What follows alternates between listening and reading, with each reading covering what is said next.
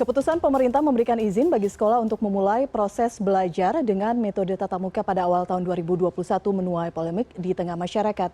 Kondisi pandemi yang saat ini belum menunjukkan tren penurunan kasus yang signifikan menimbulkan kekhawatiran orang tua jika nantinya sekolah dengan metode tatap muka akan menimbulkan klaster baru. Dan kita akan membahasnya malam hari ini bersama dengan sejumlah narasumber saya yang sudah hadir melalui sambungan Zoom. Pertama, Kepala Biro Kerjasama dan Humas Kementerian Pendidikan dan Kebudayaan Ibu Evi Mulyani dan juga epidemiolog Fakultas Kesehatan Masyarakat Universitas Indonesia Bapak Tri Yunis Miko Wahyono. Selamat malam Bu Evi dan Pak Miko. Selamat malam Mbak Elvira. Selamat malam Pak Miko. Baik, saya ke Bu Evi terlebih dahulu. Kemarin sudah disampaikan secara resmi oleh pemerintah, dalam hal ini juga dari Mas Menteri begitu, rencana pembukaan sekolah untuk kembali melakukan tatap muka di tahun 2021. Apa kemudian menjadi pertimbangan utama sehingga begitu yakin pemerintah untuk membuka kembali sekolah pada awal tahun ini? Baik, terima kasih Mbak Elvira, pemirsa CNN TV. Selamat malam, orang tua, ibu bapak guru sekalian, bahwa saya ingin menyampaikan kembali bagaimana kemarin sudah diumumkan oleh bersama sebenarnya Menteri Pendidikan dan Kebudayaan, Menteri Agama, Menteri Kesehatan, Menteri Dalam Negeri tentang panduan penyelenggaraan pembelajaran pada semester genap tahun ajaran dan tahun akademik 2020-2021 di masa pandemi COVID-19.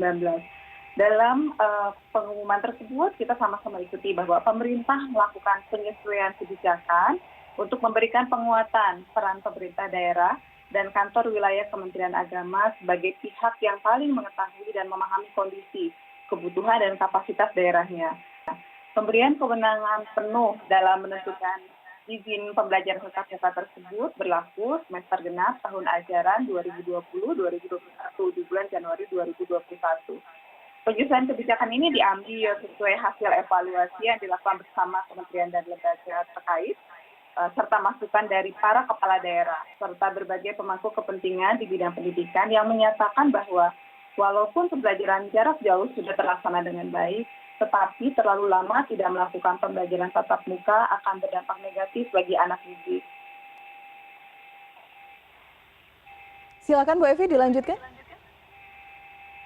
Kemendikbud bersama Kemendagri melakukan sosialisasi tentunya ke Dinas Pendidikan dan kepala-kepala sekolah untuk memastikan pemahaman yang tepat akan surat keputusan bersama 4 menteri tersebut. Jadi dalam konteks secara prinsip bahwa prinsip pendidikan, kebijakan pendidikan di masa pandemi COVID-19 adalah yang pertama kesehatan dan keselamatan peserta didik, tenaga kependidikan, keluarga dan masyarakat merupakan prioritas utama dalam menentukan kebijakan pembelajaran. Yang kedua adalah prinsip kembang peserta didik dan kondisi sosial juga menjadi pertimbangan dalam pemenuhan layanan pendidikan selama masa pandemi COVID-19. Baik, yang disampaikan kemarin pada saat jumpa pers secara daring, ini akan dikembalikan ke pemerintah daerah masing-masing dan akan dilakukan dengan persetujuan dari pemerintah daerah, komite sekolah, orang tua, dan juga kesiapan sekolah. Bagaimana kemudian memastikan bahwa keputusan yang dibuat oleh pemerintah daerah adalah keputusan yang tepat, tidak terburu-buru, bentuk pengawasan supervisi dari pemerintah pusat seperti apa Bu Evi? Baik, terima kasih Mbak Elvira. Dalam prosedur persiapan pembelajaran tatap muka yang diatur dalam surat keputusan bersama, kepala sekolah wajib membentuk satuan tugas COVID-19 di tingkat sekolah. Yang salah satu tanggung jawabnya adalah memastikan seluruh warga sekolah disiplin dalam menerapkan protokol kesehatan di ditetapkan. Selain itu, Dinas Pendidikan bersama Satuan Tugas COVID-19 berkewajiban untuk melakukan pemantauan dan evaluasi di sekolah-sekolah yang sedang melakukan pembelajaran tatap muka.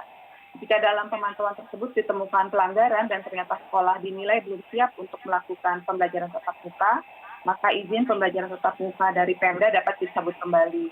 Selain Kemendikbud melalui unit layanan terpadu kami, Pemda juga wajib menyiapkan saluran pengaduan bagi masyarakat atas praktik pelanggaran pembelajaran tatap muka di sekolah.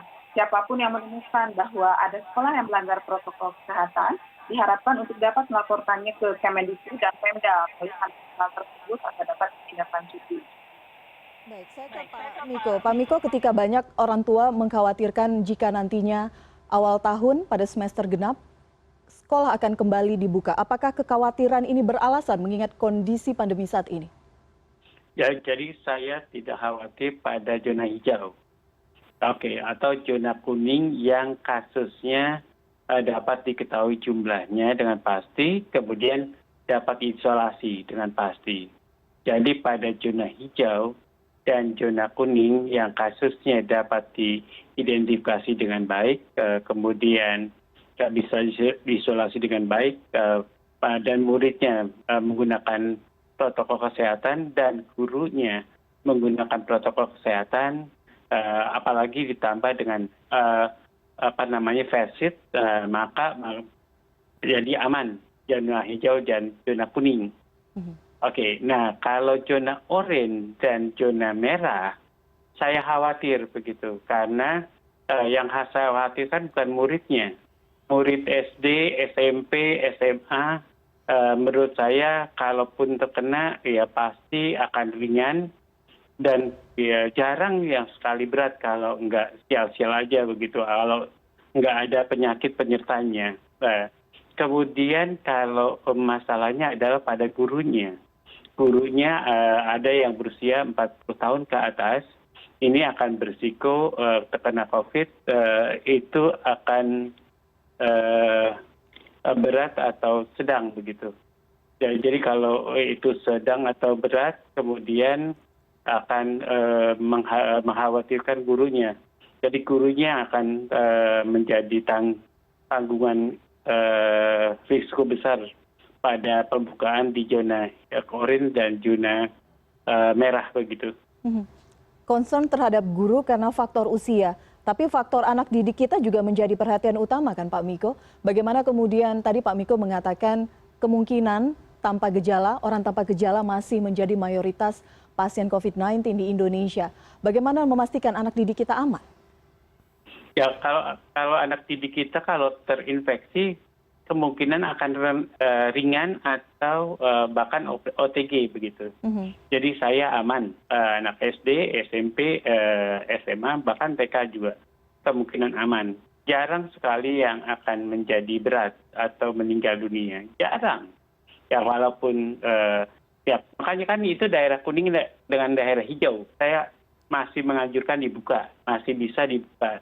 Kalau zona oranye dan zona merah, saya tidak menganjurkan dibuka karena satu, risikonya terhadap guru amat besar. Ya, karena saya telah kehilangan guru besar, 2 orang sebelum pada awal-awal COVID. Kemudian kalau gurunya berisiko, ya akan kita banyak kehilangan guru. Pada waktu sekolah mau dibuka kemarin saja, waktu awal semester ini, kemudian banyak guru yang terkena begitu. Jadi saya sanksi begitu kalau sekolah dibuka maka ada kerumunan, kemungkinan akan menularkan kepada gurunya begitu. Nah kalau mau dibuka aman pada zona kuning, zona orange dan zona merah, maka akan dilakukan swab kepada semua anak begitu, kepada semua guru baru boleh masuk. Itu terlalu mahal gitu. Jadi menurut saya kalau mau konsisten kita memang swab dulu sebelum masuk, kemudian akan kemudian jadi ragu begitu. Karena pada awal semester ini kita melakukan swab dan pada guru dan pada muridnya di beberapa sekolah banyak yang positif, jadi nggak jadi masuk lagi. Kalau semester bulan Januari 2021, saya yakin juga akan banyak yang positif. Jadi pada daerah kuning, orange dan merah begitu. Jadi kalau begitu ceritanya ya akan ragu lagi. Kalau saya yakin bulan Juni pasti akan dibuka karena akan ada 100 juta orang sudah diimunisasi. Kalau bisa guru-guru dan dosen-dosen perguruan tinggi semuanya mendapat prioritas, Mbak. Jadi pada yang 100 juta dosis itu mendapat prioritas untuk divaksinasi, maka dosen dan guru ini menjadi aman. Lalu kemudian murid yang selanjutnya begitu. Jadi rasanya sih aman. Oke, Kira-kira begitu. apakah ini akan menjadi opsi, Bu Evi? Usai jeda kita akan bahas, tetap bersama kami di CNN Indonesia Prime News.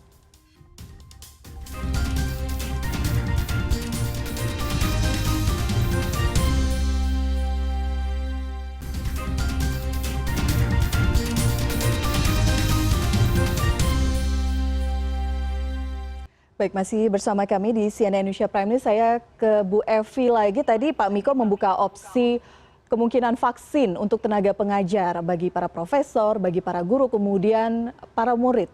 Apakah opsi ini memungkinkan? Karena kita tahu sebenarnya para guru dan pengajar tidak masuk dalam list orang-orang awal yang akan mendapatkan vaksin. Terima kasih Mbak Elvira dan terima kasih Pak Miko atas masukannya. Saya ingin menyampaikan bahwa prinsip kebijakan pendidikan di masa pandemi COVID-19 tidak berubah. Dengan adanya pengumuman SKB yang dilaksanakan kemarin, kebijakan pendidikan di masa pandemi COVID-19 tidak berubah. Kesehatan dan keselamatan peserta didik, pendidik, tenaga kependidikan, keluarga, dan masyarakat tetap merupakan prioritas utama. Oleh karena itu, meskipun pemerintah daerah diberikan kewenangan penuh, kebijakan pembelajaran tatap muka tetap dilakukan secara berjenjang. Mulai dari penentuan pemberian izin oleh pemerintah daerah atau Kanwil Kementerian Agama, pemenuhan daftar periksa oleh satuan pendidikan, serta kesiapan menjalankan pembelajaran tatap muka. Termasuk tadi yang sudah sempat disampaikan oleh Pak Miko sebelumnya, bahwa dalam daftar periksa yang ada di dalam SKB tersebut, salah satunya adalah satuan pendidikan harus memiliki pemetaan warga satuan pendidikan yang memiliki komorbid yang tidak terkontrol, tidak memiliki akses transportasi yang aman, memiliki riwayat perjalanan dari daerah dengan tingkat risiko COVID-19 dan belum menyelesaikan isolasi mandiri. Kemudian juga tadi tentunya persetujuan komite sekolah atau perwakilan orang tua wali. Selanjutnya terkait dengan berbagai daftar periksa yang harus dipenuhi adalah bahwa protokol kesehatan yang ketat terdiri dari kondisi kelas, ada jenjang pendidikan PAUD, pendidikan dasar dan menengah. Salah satunya adalah menetapkan jaga jarak minimal 1,5 meter. Kemudian juga sudah diatur bahwa jumlah siswa dalam kelas pada tiap-tiap jenjang ini berbeda. Untuk SLB maksimal 5 peserta didik per kelas, dari standar awal 5 sampai 8 peserta didik per kelas. Untuk pendidikan dasar dan pendidikan menengah maksimal 18 peserta didik dari standar awal 28 sampai dengan 36 peserta didik per kelas. Pada jenjang maksimal 5 peserta didik dari standar awal peserta didik. Kemudian penerapan pembelajaran dan jam belajar dengan sistem pergiliran rombongan belajar ditentukan oleh masing-masing satuan pendidikan sesuai dengan situasi dan kebutuhan.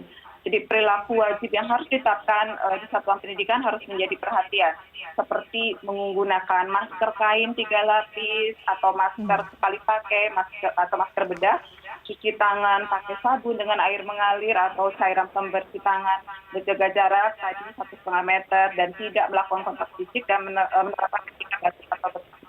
Selanjutnya kondisi medis pada sekolah sehat dan jika mengidap COVID harus dalam kondisi terkontrol.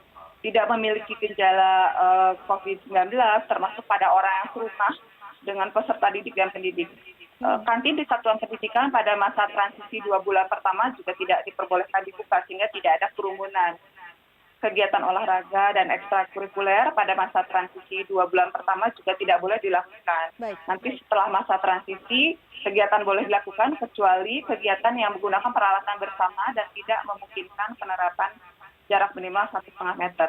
Bu Evi, sistemnya seperti apa jika nanti kita berharap tidak seperti ini, tapi jika sekolah dibuka, ada kasus positif, berapa lama sekolah ini ditutup? Samakah perlakuannya dengan perkantoran? Atau ada mekanisme yang berbeda kali ini? Baik, terima kasih. Jadi apabila ditemukan bahwa ada peningkatan risiko pada satuan pendidikan, Pemda harus langsung menutup kembali satuan pendidikan tersebut. Langsung begitu saja ya? Karena ada beberapa kekhawatiran dari orang tua bahwa tidak teridentifikasi dengan jelas bagaimana orang-orang yang mengalami tanpa gejala dan menderita COVID-19 dan prosesnya akan berjalan dengan lambat. Jadi begini Mbak Elvira dan sekalian, bagaimana sudah disebutkan dalam SKB bahwa apabila tadi ditemukan begitu. Ini kan evaluasi terus dilakukan gitu. Dan kolaborasi dengan berbagai pihak tentunya, termasuk juga satuan pendidikan tentunya harus senantiasa melakukan evaluasi dan juga melaporkan. Jadi ada laporan perkembangannya dilakukan secara rutin. Dalam hal ini Kemendikbud bekerja sama dengan Kemenak dan Kemendagri serta pemangku kepentingan terkait lainnya. Secara rutin kami melakukan forum evaluasi dengan berbagai kepala dinas pendidikan, kepala kanwil, Kemenak, dan kepala sekolah. Dan mulai Januari 2021 kami wajibkan dinas pendidikan daerah untuk memberikan laporan rutin kepada pemerintah pusat mengenai hasil verifikasi pembelajaran tatap muka dan status pembelajaran yang terjadi di daerah. Selain itu, para pejabat lintas kementerian juga melakukan kunjungan kerja ke berbagai daerah untuk meninjau implementasi kebijakan di lapangan dan mendapatkan umpan balik langsung dari masyarakat. Oke, saya tanya Pak Miko, bagaimana tanggapan Anda Pak Miko atas penjelasan Bu Evi tadi? Ya, jadi pada SKB bersama 4 menteri ini tidak mempedulikan zonasinya begitu. Jadi mau zonasi apa sama treatmentnya. Kalau saya yang boleh itu adalah zona hijau dan kuning begitu. Karena zona oranye dan merah itu berisiko besar buat muridnya, terutama buat gurunya. Apalagi yang sudah berumur 10 tahun ke atas. Apalagi yang ada komorbidnya. Jadi sangat berisiko begitu. Karena harusnya kemudian sekolah ini dibuka berdasarkan risikonya begitu. Jadi kalau risiko itu diperhitungkan, maka sekolah tidak akan dibuka pada zona merah pasti. Itu harus benar-benar melindungi anak sekolah begitu. Zona oranye ini boleh dibuka kalau udah kuning begitu. Kalau belum kuning masih akan risiko besar untuk gurunya dan muridnya. Nah, kemudian ini tidak diatur pada SKB itu begitu. Jadi semua diperlakukan sama padahal risikonya berbeda begitu. Nah, kemudian sekarang dengan panduan Kemenkes yang baru yang edisi 5 itu hanya bisa dideteksi adalah kemudian orang yang bergejala saja begitu. Orang yang tidak mengandung gejala atau OTG itu tidak diperiksa. Sekarang ini banyak OTG yang menimbulkan kluster rumah tangga begitu. Jadi apalagi nanti akan menimbulkan kluster sekolah begitu, Mbak. Pak Miko, standar WHO sendiri seperti apa penerapannya juga yang dilakukan oleh negara-negara asing lainnya untuk membuka kembali sekolah? Ya, kalau sekolah udah dibuka kalau kasusnya sudah menurun di negara lain. Itu belum terjadi di Korea Indonesia. Dibuka setelah kasus menurun, kemudian di Jepang juga begitu, di Cina begitu, tidak pernah dibuka kalau kasus masih banyak begitu. Itu akan menimbulkan risiko yang besar sekali. Jadi di Australia aja baru ada pada daerah-daerah yang 0 begitu. Jadi WHO tidak menganjurkan new normal dan tidak mengajukan sekolah dibuka. Jadi mengajukan new normal pada daerah-daerah yang wabahnya sudah turun begitu atau sudah menjalani endemis. Jadi bukan epidemik lagi begitu atau bukan wabah lagi. Jadi kalau di Indonesia wabah ini masih wabah. Nggak pernah turun menjadi bukan wabah, bukan endemis. Jadi belum endemis. Nah, kalau seperti itu kenyataannya, maka saya sarankan di daerah hijau kita nggak ada masalah. Daerah kuning itu penyakit ini sudah endemis. Daerah orange dan merah penyakit ini belum menjadi endemis. Jadi masih epidemis, masih wabah, masih berisiko untuk anak-anak sekolah dan gurunya terutama. Jadi menurut saya sih jangan ngambil risiko yang berat begitu. Jadi kasihan anak-anak bangsa kita begitu. Apalagi pada guru-gurunya. Aset bangsa ini harus dipelihara. Ya, tunggu saja 1 semester lagi kita akan punya vaksin sekitar 100 juta dosis begitu guru dan dosen divaksinasi dan juga muridnya divaksinasi, kita bebas. Jadi 1 semester. Jadi bayangkan kalau itu dibuka lebih dahulu, berapa 1 semester yang akan menjadi korban COVID-19. Jadi perhitungan dengan baik-baik. Kemudian diestimasi dengan baik.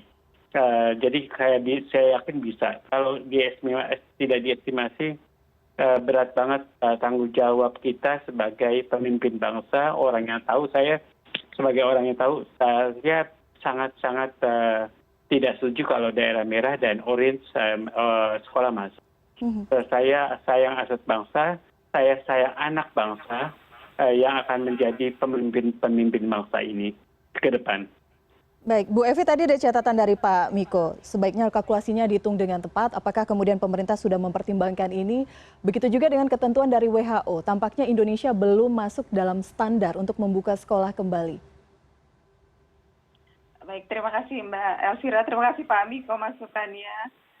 Indonesia ini sebenarnya negara terakhir yang membuka dan kesempatan untuk satuan pendidikan melaksanakan pembelajaran tatap muka dibandingkan beberapa negara yang ada di sekitar kita. Bahwa tadi meskipun ada penguatan peran Pemda dalam pembukaan sekolah dalam kebijakan pembelajaran tatap muka, prinsip kebijakan pendidikan di masa pandemi tidak berubah. Jadi kesehatan dan keselamatan peserta didik, pendidik, tadi guru-guru, tenaga kependidikan, keluarga, dan masyarakat lebih luas tetap menjadi prioritas. Sehingga meski pemerintah daerah diberi kewenangan penuh, kebijakan pembelajaran tatap muka dilakukan tetap secara berjenjang, kemudian dengan protokol kesehatan dan daftar periksa begitu lengkap, bahwa apabila memiliki keluarga satuan pendidikan dengan komorbiditas yang tidak terkontrol, tidak ada akses transportasi yang aman, kemudian memiliki riwayat perjalanan dari daerah dengan tingkat risiko COVID-19 dan belum menyelesaikan isolasi mandiri, ini hal-hal yang memang harus dipenuhi dulu. Dan pemerintah daerah, kami himbau bahwa benar-benar pemerintah daerah dapat mengambil kebijakan yang tepat, yang tegas, dan menerapkan keseluruhan apa yang sudah ada ditetapkan dalam SKB ini. Jika ada kemudian suara-suara yang mengatakan bahwa ini seperti kesannya hanya uji coba saja, anak-anak kita menjadi bahan uji coba, apakah dengan kondisi seperti ini bisa dijalankan sekolah atau tidak? Bagaimana Bu Evi menanggapi itu? Kebijakan ini diambil berdasarkan evaluasi seluruh pihak terkait, pemangku kepentingan, kementerian, lembaga, kemudian tentunya masukan dari berbagai pemerintah daerah, diskusi juga dengan satuan pendidikan, dan menyimpulkan bahwa meskipun pembelajaran jarak jauh sudah berjalan baik, tetapi tidak melakukan pembelajaran tatap muka terlalu lama akan berdampak negatif bagi anak. Kendala tumbuh kembang anak, serta tekanan psikososial dan kekerasan terhadap anak tidak terdeteksi juga turut menjadi pertimbangan. Ketika tadi Pak Miko mengatakan tunggulah 1 semester, 6 bulan ini, menunggu vaksin jelas sehingga anak-anak didik, para pengajar bisa mendapatkan jaminan itu, baru sekolah dibuka kembali. 6 bulan ini apakah menurut Anda cukup panjang waktunya sehingga tidak bisa menunggu lagi? Tentunya pemerintah daerah yang akan melakukan evaluasi, menilai secara disiplin, secara tegas berdasarkan apa yang sudah ditetapkan dalam surat keputusan bersama. Berbagai daftar periksa harus dipenuhi, berbagai persyaratan berjenjang yang harus dipenuhi, dan ketika ada indikasi peningkatan risiko dalam satuan pendidikan yang sudah memenuhi seluruh syarat berjenjang untuk melakukan pembelajaran tatap muka, kemudian juga protokol kesehatan dalam perjalanan sudah dilaksanakan, tetapi ada peningkatan risiko, Pemda harus mencabut izin pembukaan sekolah tersebut. Baik, saya ke Pak Miko. Pak Miko, tadi sudah disampaikan bahwa Bu Evi dikembalikan lagi ke pemerintah daerah. Artinya PR-nya sekarang bola panasnya ada di pemerintah daerah. Ya, itulah sayangnya. Artinya pemerintah pusat dengan SKB 4 menteri ini, termasuk Kementerian Kesehatan, Kementerian Pendidikan, Agama, dan Kementerian Dalam Negeri, itu melempar bolanya ke daerah, begitu, baik itu provinsi maupun kabupaten. Jakarta pasti akan disuruh gubernurnya, kemudian kabupaten lainnya akan disuruh bupatinya atau wali kotanya atau satgasnya menentukan. Nah, tapi tidak memberi rambu-rambu. Apakah kemudian kalau daerah merah boleh buka, gitu? Apakah ke daerah orange boleh buka? Jadi harusnya menurut saya rambu-rambu itu dibuat, gitu. Harusnya kapan itu sebaiknya dibuka.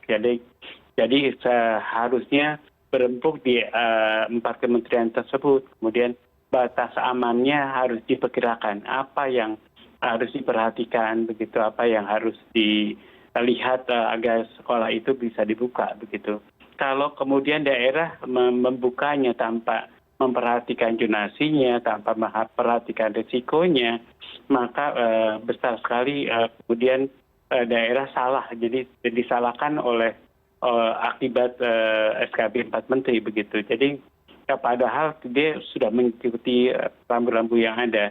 Nah, ada kemungkinan akan bervariasi semua daerah dalam membuka sekolah. Kalau kemudian bervariasi, lalu apa gunanya dibuka sekolah begitu pada Januari 2021 begitu kalau tidak seragam. Nah, kalau memang tidak seragam, biarkan saja zona kuning dan zona hijau akan membuka sekolahnya. Zona orange dan zona merah tidak akan membuka sekolahnya. Jadi rambu-rambu itu penting. Buat saya bukan hanya protokol kesehatannya diperhatikan, bahwa protokol kesehatan kewajiban pada semua zona. Jadi mau zona hijau, kuning, orange, dan merah harus pakai protokol kesehatan. Tapi risikonya akan berbeda, begitu. Zona merah akan berisiko berbeda, zona orange berbeda, kemudian zona kuning dan zona hijau. Nah, oleh karena itu saya benar-benar meminta menghitung kembali kemungkinan kalau itu dibuka, begitu.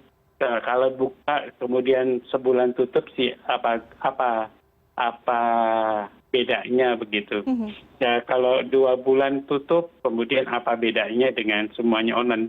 Lebih baik program yang online itu dimaksimalkan, begitu. Ya, begitu Mbak, kira-kira. Baik, kita nanti menanti ya bagaimana strategi dan keputusan dari pemerintah daerah seperti sampaikan Bu Evi tadi sudah diserahkan ke pemerintah daerah. Semoga juga kalkulasinya tepat sehingga memang betul-betul bermanfaat bagi anak didik kita. Bu Evi terima kasih, Pak Miko terima kasih sudah berbincang bersama kami di sama-sama Mbak Elvira dan Bu Evi, terima kasih.